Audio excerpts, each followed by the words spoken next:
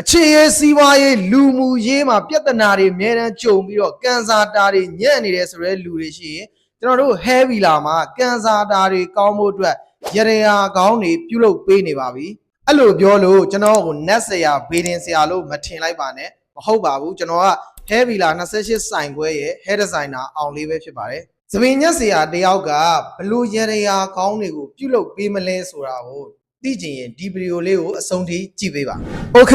ကျွန်တော်တို့တွေကနေ့စဉ်နဲ့အမျှလူမှုရေးအခြေရေးစီးပွားရေးဆိုတဲ့ပြဿနာတွေစိတ်ဖိစီးစရာစိတ်ညစ်စရာတွေကိုကြုံတွေ့နေရတာဖြစ်တဲ့အတွက်အဲ့ဒီပြဿနာတွေကိုလွယ်လွယ်လေးနဲ့ဖြေရှင်းကျော်လွှားသွားနိုင်ဖို့ဆိုရင်ကျွန်တော်တို့ယုံကြည်မှုအပြည့်ရှိဖို့လိုပါတယ်အဲ့လိုကိုအမြဲတမ်းယုံကြည်မှုရှိနေဖို့အတွက်ကလူတစ်ယောက်မှာအရေးကြီးဆုံးအစိတ်ပိုင်းဖြစ်တဲ့ဒုတိယမျက်နှာလို့ခေါ်တဲ့သပင်ပုံစံ hair design ကလည်းကိုယ်နဲ့လိုက်ဖက်မှုရှိဖို့အမြဲတမ်းလှပနေဖို့ active ဖြစ်နေဖို့လိုအပ်ပါတယ်အလွယ်ကူဆုံးနဲ့ရိုးရိုးရှင်းရှင်းနားလည်အောင်ပြောရမယ်ဆိုရင်မှန်ကြည့်တိုင်းမှာကိုယ်မျက်နှာကိုလိုက်ဖက်တဲ့သပင်ပုံစံလေးနဲ့တွဲပြီးမြင်ရရင်စိတ်ချမ်းသာတယ်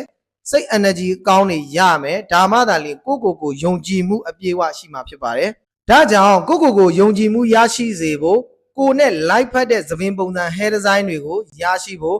နေ့ရက်တိုင်းမှာ active ဖြစ်နေစေမဲ့ hair design တွေကိုအကောင်းဆုံးရရာအဖြစ်နဲ့ကျွန်တော်တို့ Heavy လာကနေပြီးတော့ပြုပြင်ပြောင်းလဲပေးနေပြီပဲဖြစ်ပါတယ်အခြေရေးစီးပွားရေးလူမှုရေးမှာကန်ဆာတာတွေညံ့ပြီးတော့ပြဿနာတွေကြုံနေရတယ်ဆိုရင်ကိုပြုပြင်ပြောင်းလဲဖို့အတွက်အကောင်းဆုံးရရာတွေပေးနေတဲ့ Heavy လာကိုအမြန်ဆုံးလာခဲ့ဖို့ဖိတ်ခေါ်ပါတယ်အားလုံးကိုကျေးဇူးတင်ပါတယ်